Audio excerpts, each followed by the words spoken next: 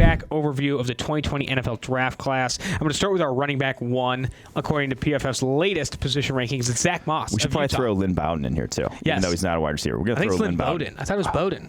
Damn it. It's Bobby Bowden, but Lynn Bowden. I can get down on Bowden, to be honest. All right. Well, let's start with Zach Moss. Okay. PFF's top running back in the NFL draft right now. And the reason is that this guy's a force miss tackle machine. And when you look at the force miss tackle metrics, those are yards after contact per attempt, force miss tackles per touch. Those are metrics that have high predictive power going from college to pro. So does athleticism and things like that. But Zach Moss is the best tackle breaker in this class, hands down. Yes. He has the highest force miss tackle rate per attempt, 0.38. The next closest among any guys in this list, Clyde Edwards-Hilaire at 0.33, so pretty considerably higher than anyone else in this draft class. And you look at guys, some of the other top running backs around the country, and they're not even close to Zach Moss. Jonathan Taylor.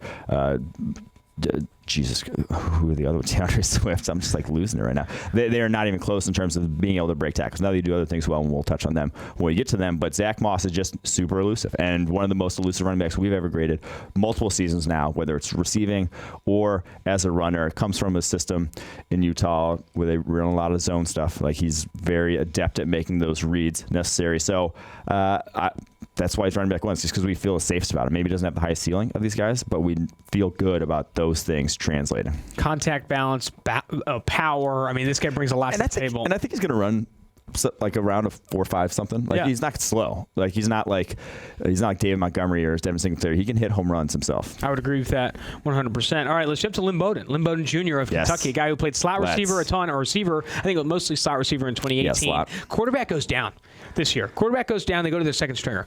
That guy goes down. They're like, dude, Lynn Bowden, I know you played quarterback in high school. You want to step up the plate, potentially hurt your draft stock, and play quarterback for the Kentucky Wildcats this season. He says, yes, sir. Comes in, plays quarterback, doesn't throw the football a ton. Well, he's like LaVisca. His favorite routes to the Wildcat. Yeah, his favorite routes to direct snap. He gets a ton of those playing quarterback for Kentucky and blows the doors off guys from a rushing standpoint. You go to that Louisville game, turn on the Louisville tape for Lynn Bowden Jr. Please do. Because the guy just destroys Louisville in that game. They know he's running the football. They don't think he's throwing the ball downfield. But this guy runs the football so well, forces missed tackles after the catch when he is playing receiver and when he just has the balls in his hands. I don't know if you want to consider him as a running back, receiver, a guy you want in your team. I don't care what position, but this guy has legit ability in terms of forcing missed tackles and gaining yards, creating yards with the ball in his hands. I think if I was an NFL GM, I would consider him a running back because of how special he was as a runner this year. 55 broken tackles on 182 rushes. That's absurd. One of the highest rates in the country. Yeah. So a very high force missed tackle rate, and he is just elusive. And then you add in his receiving ability. If he's a full-time receiver, not that special. But for a running back, it is different. That's actually game-changing ability. So the ability to move him from the backfield to the slot, I think, is very valuable. And he has that. And he showed he can run between tackles. As a quarterback, they were doing quarterback power. It was not just option runs where he's out in space. No, he's actually running between the tackles a lot of times, breaking tackles there. Now, he's a little undersized, 6'1", 200. But I think he could very much do it. I'm going to take you through Lynn Bowden Jr.'s last 2 games. Week 14 against Louisville, 278 rushing yards on 28 attempts, 12 forced missed tackles. Then he goes and plays Virginia Tech in the bowl game. 32 attempts, 223 yards, and 11 forced missed tackles. These are absurd numbers. Yeah. If he was just playing running back, he's playing quarterback position. I mean, Lynn Bowden is such a fantastic player. I really do think he is a special one. And get the ball in his hands, get him in an offense that's willing to get creative with his usage, because I think he can play in the slot. He can play outside, at running back and do different things. Give me some Wildcat with Lynn Bowden. I'm excited about him as a prospect. All right, let's jump to the next running back on this list, Eno Benjamin. Yeah, I think there's some people that are catching on that Eno Benjamin maybe isn't this top running back prospect. There's not a lot. He had a rough year. I didn't love his tape this past year. Yeah, he's far too home run. Looking for the home run for my taste. He's not the guy who's going to take what's there. And I mean, with that offensive line being as bad as it was this past season, there weren't a lot of home runs to be had. So he averaged only 4.2 per. That's a rough year. Bad for college. Yeah, that's not good. Great. A lot of his rate stats fell down, only 2.9 yards after contact per attempt. You want to see that at least. Most of the top running backs are well over 3.5 in this class. He's not a guy who's going to drag defenders. Very much kind of a scat back profiles too at the next level. Which I like. He's super bouncy. The dude can stop on a dime, can jump cut, make you miss in the hole.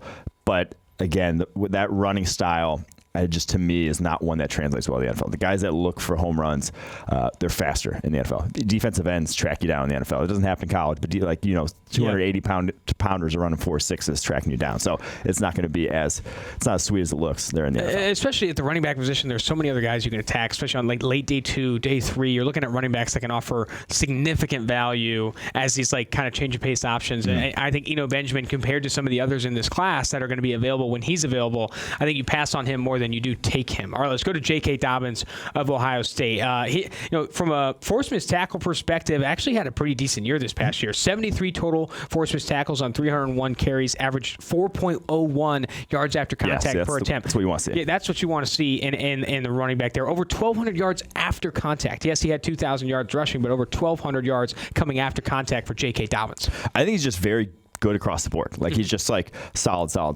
There's not one thing that he does maybe exceptionally well. Probably his best trait is vision. He's very good, very quick with his reads, one cut, lives with it, gets upfield, which that's the running style you want projecting in the NFL. You want the guy that does that, not the guy who's looking for the home run. And he hit home runs because he was, because they did actually have a good offensive line there as well. That was, providing him some holes to run through, but then he maximized them, would make safeties miss, and then take it to the house. So he'll probably run, sub 4.5 if I had to bet. He has that sort of speed. Like I said, just very solid across the board. We're not going to draft him in the first round, but I could get on board with taking this guy day 2 somewhere. Do you have a comp for J.K. Dobbins? Because I like his speed. I don't think he's a slow back. And at 5'10", 5'10", 215 pounds, around there. I mean, he's solid. Can force missed tackles, not at the rate of Zach Moss, but he can do it in the open field, like you said. Sees it, hits it. I think I can't think of a comp comes right to my head right now, but I think J.K. Dobbins is an impressive back, has an impressive profile. Let's see who I comped to I comped to Spencer Ware. Not a great comp. Oh, man. That's poor guy. Interesting. All right. Well, J.K. Dobbins. We might revisit that one for this one. Revisit after the combine, too. Yeah. Looking at where a player runs, how he tests in the agility drill, I think that's going to be important. And looking at, I kind of want to go back and watch more of his tape. You know what I mean? I think J.K. Dobbins ran behind a very impressive offensive line, had more holes than I'd say as Zach Moss and some others had. And I think that can sometimes make it more difficult to see what this guy can do when situations not as ideal. But with J.K. Dobbins, I think an impressive player, not a guy you take in the first round, like you said, but one of which that on day 2, maybe day 3, you start to feel good about. All right, Keyshawn Vaughn. Dude, this guy was rocked up at the Senior Bowl. 5'9", 205, 210, something in that range. I don't know if I'm in love with him as a running back prospect, but I think as a change of pace character, I can get on board. Yeah, and he is another guy who's very much a one-cut back and probably was the most one-cut backy of any back in this class. That was pretty bad of me. That didn't make too much sense. That didn't make too much sense. But he very much it has the running style that translates to the NFL. Now, 5'9", 205 is not a great size to translate to the NFL. He was the guy who was listed at 219 at Vanderbilt, and so they were just straight up lying to our faces every week about how big he was. But he had a much better year in 2018. Averaged 7.9 yards per attempt that year and 5.3 after contact. Took a bit of a step back, but still averaged 3.7 after contact. That's a good number behind a bad offensive line in Vanderbilt. They were pretty much overmatched on a near weekly basis in the SEC. I'll say what it is, on a weekly basis in the SEC. But he's older, going to be 23 by the time he hits NFL football field. As an Illinois transfer from back in the day, but I think he's probably going to go day 3. And of the guys who go day 3, he's going to be one of my favorite options. There you go. I was looking for Keyshawn Vaughn, looking for his profile and premium stats, and there's a guy in the database named Kayvon Dingle. And I think that's just one of the craziest names. You just had to bring it up. Any name I've seen. So Kayvon Dingle, not Keyshawn Vaughn. Man, if your last name's Dingle, you're in middle school, you just you're roasted every single day. Kayvon Dingle. In 2018, Keyshawn Vaughn had an 88.5 overall grade, 86.6 rushing grade, and forced 40 missed tackles on 157 attempts, and maintained a similar rate this past year, 54 missed tackles on 199 attempts. I think the first thing that comes up with him, too, everyone said runs hard, runs tough. He breaks missed tackles with effort a lot of the times, too, running through contact and being a willing runner, like a thumper, if you will. I think I've heard that term with him before. All right, let's jump to A.J. Dillon. Talk about a thumper. 250 pounds. This guy brings the heat. But, again, he's not going to have high force missed tackle rates. He's not going to have high breakaway percentage at the next level because he doesn't necessarily have that speed. And also, he has good speed. It's just the agility. Takes a long time to get there, though. Yes, that's what it is. It's there. If he's not up at full speed, he's not going to break a tackle. Yeah. He has to be. And he's not, so it's almost counterintuitive the way he should be utilized. You need to get him almost like outside the tackles, running on, inside zone, power, that sort of thing, when you have to be patient and then hit the hole. That's not going to be his best runs. Like, he's not going to be he's not going to be as best between the tackles. He's at his best at full speed out in space. So very similar to, I think comp's probably Brandon Jacobs back in the day, where it's just like Brandon Jacobs had to really needed a full head of steam before, but then a full head of steam, Brandon Jacobs, pretty damn tough to bring down. What do you think he weighs in at the combine? Listed right now is 6 foot 250. There's zero reason to be 250. I know, that's what I was going to say. There's no way this guy shows up over, 250 plus. I mean, this guy's got to be. Anything over 230 is just superfluous. You don't need that. It's ridiculous. I don't know why you'd ever even opt for that. I mean, you look at Derrick Henry, he weighed in at 247 in 2016, but he's a lot taller. Yeah. Way taller. And so back to Dillon, though, like I mentioned, the yards after contact, only 3.48. You think this is a guy that drags people, but no, he really doesn't, because between the tackles, he goes down pretty easily. Oh man, it's going to be interesting what he weighs in at. Can I bring up a combine profile? Ricky Williams weighed in at 5'11", 244 pounds in 1990. Now, that's absurd. Yeah. Ron Dane was like 265 or something at the combine. I remember. Oh my gosh, that is absurd. All right, AJ Dillon. I mean, it's just they used to make him different. I hope if he's training, where he's training right now, I hope they're saying, hey, dude, get to 240. Drop that 10. You don't need that 10. But then when you look, pretty yoked for I know that's what I'm saying. We looked for that picture with his shirt off. We looked for it together, and AJ Dillon is actually pretty. I was rocked. Next to you while you looked. I don't know how much more weight he could lose. I mean, this guy's got a ton of muscle on his frame. All right, let's jump to Jonathan Taylor. Some people see this guy as the top running back in the class, not PFF's number one running back right now. He's a bad receiver. We don't need to sugarcoat. He's a bad receiver. We've talked about this ad nauseum. Had massive drop issues heading into this year. They tried to help his draft stock. So he had 4 drops on 20 catchable passes the first 2 years at Wisconsin. And they made a concerted effort. He would come off the field on every passing down, too. His splits were crazy when he was on the field versus off. Tried to get him more touches this year. 37 targets, had 26 catches, but again, 4 drops. The drop issue is still there. Pretty ugly.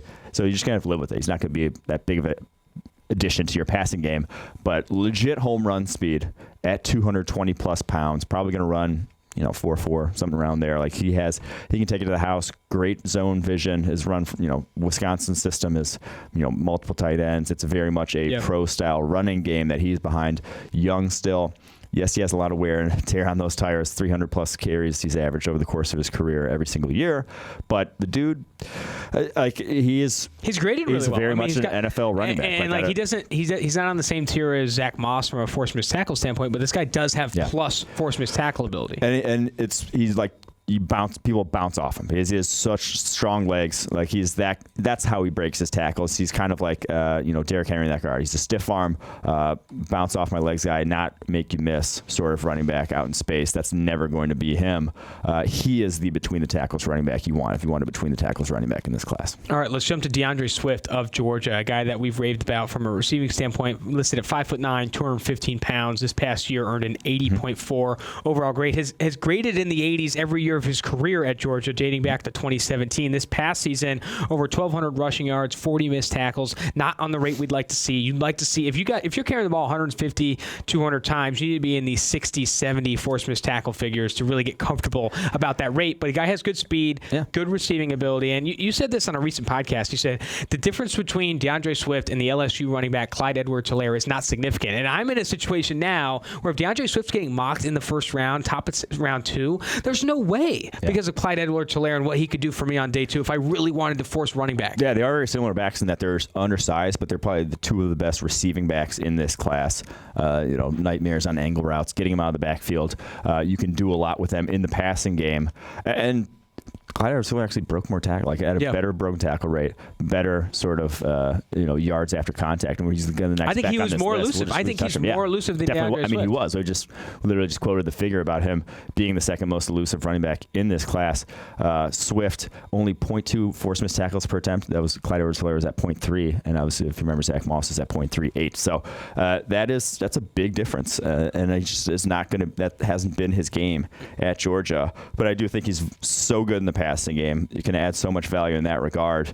But again, it's the value aspect. If people were talking about him as a 5th rounder, we'd love him. We'd be like, yo, this guy's way better than a 5th rounder. Swift in the 5th round would be nice. Yeah. But if you were talking about his 1st rounder, we're like, not a chance. More like a midday. I mean, top 50 pick is getting a little rich for me, in my opinion. I mean, when you have these. Yes. Very much so. With how deep receiver and cornerback is in this group, I don't know. Yeah. I can't get on board with that. And Clyde Edwards-Hilaire is the next one on this list for the running back overview. And remember, all of these players that we listed, the quarterbacks and running backs, will be in the 2020 NFL Draft Guide that drops on February 24th for all Edge and Elite subscribers. I think it's three pages of profile, sometimes 4, depending on the position. I mean, this is going to be an incredible effort. Over 750 total pages. I dropped a comp for Clyde Edwards-Hilaire on the timeline. I'm not sure if you saw it. It was kind of a high-end, low-end comp. Devontae Freeman, Trey Mason. Do you remember Trey Mason at Auburn? I liked Trey Mason at Auburn. He kind of went off the rails a little bit mentally. I don't know if you saw. Have you seen that? Have you seen that article or research? No. He kind of fell off the wagon a little bit. But Devontae Freeman is probably the better comp on the one I like more. I mean, I think they're similar backs, similar elusiveness, and they add similar value in the passing game.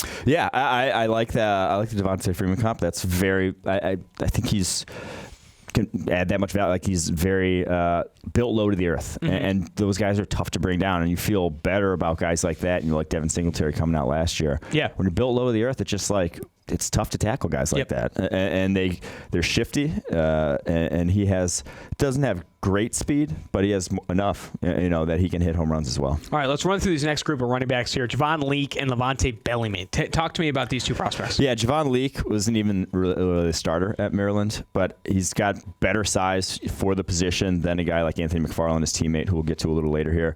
6 foot, 210. I had a really good year this past year is really his only year of playing time. So he declares early as a junior, had only 43 carries before this year, and only 103 this past year. But that's the running back position. I mean, that's small. That's the running back position. But he has the physical tools of an NFL running back, but we just really don't know at this point. Like he had a really good broken tackle rate, 32 broken tackles on 103 carries. 4.88 yards after contact per attempt average. That's good on a small sample size. I think testing will be important for this guy. I think no matter what, he's a day 3 type of player. Exactly, because you can't have 103 carries. This is a guy in the preseason next year. Like, who is this guy? Why is he wearing a single-digit number? Is that the only jersey they had left? And 2, he could maybe have a good preseason and stick on a roster. Javon Leake, small sample size right now, but like you said this since we started talking about the running back position on this podcast, you're never going to hate a running back for declaring early. Yeah, you just can't. I mean, even if you have this small sample size, your age is very important at that position. It only gets worse as you get in the NFL. All right, now jump to Levante Bellamy. Yeah, Levante Bellamy, Western Michigan running back, undersized dude, 5'9", 190, very much sort of scat bet profile. So not going to be your every down guy, but home run speed. Supposedly ran a sub 4.3 last offseason, was on Bruce Feldman's freaks list, and it very much is. Like he is a home run type of hitter. And they gave him a heavy workload at Western Michigan, over 200 carries back in 2018, averaged 6 yards per carry and had 1,217 yards, and then 265 carries this past year for 1,471 yards. You're not going to drag defenders.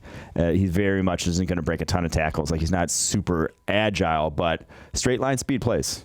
Straight line speed can be a weapon all on its own. So I think that's what Levante Bellamy brings to the table. All right, moving forward from Levante Bellamy, I'm going to take this one. Michael Warren. Michael Warren, the second from Cincinnati. I'll tell you his nickname right now. They call him Truck. And right now he's listed at 5'11", 218 pounds. I'll tell you right now, I don't think this guy's getting in at 5'11". This guy's more 5'10", low 5'10s. He's built like a meatball is how I would kind of project it, and he kind of runs like 1-2. Doesn't have great speed. Forces missed tackles because he's lower to the ground. I think 5'11's rich. Like I said, lower to the ground, and people just bounce off his legs. His legs are massive. Quiet guy. Had an opportunity to talk to him a ton when I was covering some Cincinnati Bearcats action. Have we seen shirtless pics of him yet? I haven't seen shirtless pics of him yet. He said he'd send me those tonight. Okay. But Michael Warren, though, when you talk to him, very quiet dude. Does not talk a lot of trash, and he's actually been in like this. For these past couple years with Cincinnati, he's been a little bit of a battle with their other running back there, Jared Dokes, or the Dokes train, as they like to call him. But he's been battling injuries, and with him battling injuries, Warren has had more of the snaps these past years and really run with it quite literally. Over 1,200 yards rushing each of the past 2 years at Cincinnati. 50 forced missed tackles in 2018, got up to 75 forced missed tackles in 2019. But I think what's really evident with those high forced missed tackle numbers, you look at the yards after contact per attempt, not getting over 4 is evident of this guy's kind of home run ability. He doesn't have great speed. I don't think he's going to impress people people at the combine in that regard. But I do think it's just not dynamic. Exactly, not a super dynamic player. But on day 3, you feel good about throwing the truck in there. I'll say that. Yeah, kind of like who was the Redskins running back a few years ago? Samaje Perine? No, Kelly. Fat Rob. Fat Rob. I think Fat Rob is a good comp for Michael Warren. I mean, when he weighs at the combine, we actually get his height and weight. I think you'll have a better idea of a comp for him. But Fat Rob, I kind of like Fat Rob. That runs hard, but it goes back to your comment. If you have hair coming out of the back of your helmet, and you always run hard. You always run hard. It looks vicious. And if you have hair in the back of your helmet, you're either run hard if you're on offense or you're a high motor guy on defense. Exactly. Well, Chase Winovich got drafted for that reason. No, I'm just kidding. He's also very good. Antonio Gibson, running back, receiver, coming out of Memphis. This guy. He is awesome. I like this guy. He's not good as a receiver. No, he's a bad receiver. Man, him running routes, like there's a reason he's listed as the running backs and like will be playing running back in the NFL. His routes are pretty rough, but 6'2", 220, and freak of nature with the ball in his hands. Like how Memphis could afford to not play this guy with only 307 snaps in his career, 57 snaps before this year, and it's only 250 snaps this past season, and a lot of them just came down the stretch. But he had on 33 rushing attempts, had 16 broken tackles on 33 rushing attempts, and then he had something crazy as a receiver as well, like his broken tackle rate. So on 38 receptions, he broke 17 tackles. Like the dude's tough to bring down. Very much almost reminiscent of kind of like Juwan Jennings is the way he breaks tackles, and that he's just great balance and just thickly built strength throughout his frame. So basically all his runs were kind of like outside zones or sweeps. He's not running normal concepts on those 33 carries. He's not the massive projection, but you like those tools and like the fact that he can actually catch out of the backfield, even though his routes are kind of rough. Jumping to JaMychal Hasty, 5'9", 205-pounder out of Baylor, went to the Senior Bowl. I honestly didn't love his tape. I mean, he has dreads, and maybe you think he runs hard because of that. But like, I mean, he's so small. He's very small, and like his force miss tackle rate isn't something where like, oh my gosh, where you're really impressed with how elusive this guy is, despite his size. I don't know if I can get on board with him a ton compared to other guys with better size, better grading profiles, etc. Yeah, and like he's a guy to where he's so small that he's not going to add to your. You can't have him in there in pass protection. No, like he's just not going to be able to do that. And he has some sort of home run threat-ish ability, but he's a guy that goes down a little too easily on first contact. Oh, it kind of reminds me of Dillon Dawkins, a Colorado State guy. Remember the running back? I mean, kind of smaller back that, like, again, had dreads, didn't have great force miss tackles, but you're really excited about him because he looks like he's running hard. Yeah. I don't know. I'm getting on that train a little bit there. Yeah, but and it's like guys that small are the kind of guys that look super impressive in college. It's like, oh damn, like this guy's gonna be, that dynamicism, like it's gonna translate to the NFL, and then like guys in the NFL don't get juked out of their shoes nearly as much as guys do in college. No. Like and then once you get a hand on him, he goes down, and then you're not offering that much value at that point.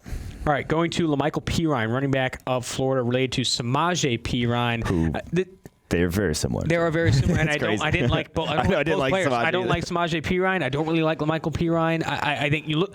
Here's what I'll say: he's had over 130 attempts each of the past 3 years. Has yet to break more than 30 tackles in a single season. His yards after contact numbers aren't great, and it's largely. I mean, this guy doesn't have home run speed. Yeah. I don't think he's impressively elusive, let alone like even average from an elusive standpoint. His force miss tackle rate was 170th in the nation this past year, and you see that on tape. This guy gets tackled on first contact, and even when given open lanes, doesn't take advantage of him to the best of his ability because he's not a home run hitter. He's like a very poor man's J.K. Dobbins.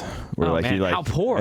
Broke? Is this a broke man? Or like he's just Dobbins? Like he's got really good vision, and he does the little things about the running back position. Very much looks like a running back, but then like doesn't break tackles and is not dynamic, and just is just a guy. Like just a guy is very much the term to use for. And being just a guy at the running back position means you're almost near worthless. I mean, because most running backs are replaceable when you get to there, but just a guy at the running back position, what are you going to do with that? That's exactly. Unfortunate. All right, Joshua Kelly, UCLA running back, has good size and speed. I just not know agility. Like his agility just stood out on tape as not necessarily being good. Like he just was not gonna make a guy miss in the hole or run a guy over or anything like that. And I didn't love his vision either. He did all right this past year in terms of 42 broken tackles on 229 attempts is like fine. Like that's whatever. But I don't know. I was just not a fan of this guy's game for some reason. 4.6 yards per attempt this past season and 2.8 yards after contact per. rough numbers. All right, Darius Anderson of TCU, 5'11", 212 pounder, earned an 82.2 PFF rushing grade this past year, a career high for him. Has had over 120 carries over the past 3 seasons, and I think had a better year this past year. I think there's this past season is a reason why he's on NFL radars right now. But again, not a special back in my opinion. His running style is so different. He almost looks like a wide receiver who they just threw at running back, because he'll come to a full stop in the backfield. Like his pacing is all over the map in terms of how he attacks, but he is super, like, from a standstill, he can get up to full speed quickly. He's one of those guys. Like, he has that explosiveness to him, has that agility. But I just, like, he's so sloppy as a runner. He's got a ways to go in that regard. But there's something to work with. Like, dynamic athletes at the running back position, I'd rather take my chance on a guy like him than a guy like Michael Perine. Absolutely. Oh, I mean, you compare the athleticism. You're talking about a guy who has actual legit high end at the next level. And this past season, 3.9 yards after contact and 43 broken tackles on 153 carries is a pretty good rate. 3 running backs left on the running back overview. Remember, all these players in the 2020 NFL Draft Guide. Cam Akers, of Florida State, ran behind one of the worst offensive lines in football since he's been in college. Florida State's offensive lines have been comically bad. And it's funny because there's the FSU offensive line coach a few years back. I remember it was like Dante Scarnecchia is the only guy who knows how to coach my offensive lineman in the NFL or whatever, like straight up said that. Oh, man. And it's like, dude, I'm not sure you know how to coach your own offensive line. Oh, man, that's troubling. Because they've been one of the worst offensive lines among Power 5. I mean, it gets to this like F in all of college football for like 5 straight years. Cam Akers was hit at or behind the line of scrimmage at a higher rate than any running back in the country, and I think he was at a very similar rate in 2018. I mean, this guy has not had tough sledding, puts it lightly, and I think his forced missed tackle numbers reflect that. He's forced a ton of missed tackles behind the line of scrimmage because he's had to. I want to see what Cam Akers looks like behind it, just a comparable, an average offensive line. I want to see what Cam Akers can do with a little breathing room, because right now, it's hard to really evaluate him when every play he's having to have expert vision to turn it into a big gain. And Anthony Tresh wrote a great article about the guys with the most to gain at the combine. I think Cam Akers was one of them at the running back position because he blows it up. Like you can fall in love with his high end. This guy's a former 5-star. This guy was heavily recruited coming out. Pretty legit physical tools. If he really goes there and tests like the best running back, not even 21 years old yet, he could still play his way into a day 2 type of pick. This guy was the #1 running back prospect in the country. Dude, someone should have told him not to go to FSU. And went to one of the worst situations. That is just a huge concern for him, because I think his production would have been stupid at Wisconsin, stupid at Clemson. These other offenses that have just like above average offensive lines. Again, going to Florida State, the production hasn't been there for Cam Akers. Anthony McFarland, you touched on him a little bit. The Maryland running back has worse size than Javon Leake, but he's been handed the ball a little bit more there too. Yeah, he runs hard, and he actually does run hard. I don't think that's just the dreads talking, but he very much runs hard, and I just don't think he has great sort of top end speed and runs hard, but at 190 pounds. And it's like, what do you do with that in the NFL? Like you can bowl over college DBs at that size, but I just don't think I'm not sure it's gonna work out. And he had a monster year back in 2018, sophomore, 131 carries, averaged 7.9 yards per attempt, 3.9 after contact, and has had pretty good broken tackle rates each of the past 2 years. But I don't know. I'm not sold on 5'8", 193 and running hard being enough to. Yeah. So maybe he does have something to gain if he shows up maybe in like the 210 range, which that'd be a big leap. But I don't know. We'll see. Last running back on the overview here, it's Reggie Corbin of Illinois. Was kind of one of my guys after the 2018 season, but older prospect, almost 24 years old. That's former rugby. Wild, right? Yeah. That's not great for the running back position. His forced missed tackle rate isn't great. I think he's got good speed, and I think in the open field he can do a lot of good things. But he struggles when he doesn't get a ton of room. Yeah. And when you struggle when you don't get a ton of room, it's hard to predict. His Cablos numbers, contact at or behind the line of scrimmage, his yards after that is not great. And I like the former rugby narrative. I kind of got on board with the 2018 season, but I'm off him a little bit after this past year. Yeah. It's definitely tough. And that's why the small sample size is this thing. It's like he only had 128 carries. Yeah. And he hit a ton of home runs on those 128 carries. Because he can hit a home run. Yeah. He's got good speed. I think Reggie Corbin's got great speed. His cutting ability is ridiculous. Like he had some cuts in there where it wasn't just like a 90-degree cut. He like a 120-degree cut. Like the dude was like stopping and going the other way and like didn't lose any speed on it. Really impressive in that regard. Built really low to the earth. But he doesn't really have He hit a lot of home runs, but I don't think he's going to run even like sub 4.5. I don't think he's that fast. And if you're that's not fast, or not, he runs over 4.5. I'm telling you right now, that's not good. Yeah, he needs to be in the 4.4, so you even get border in him as like this kind of change of pace kind of style. So Reggie Corbin, that sucks. Yeah, a little low. I liked him. Late day 3 guy. Yeah, late day 3 guy. Unfortunately. You want to get rid of me and get back to more great PFF YouTube content? All you have to do is push that button right there and subscribe. Thanks for watching.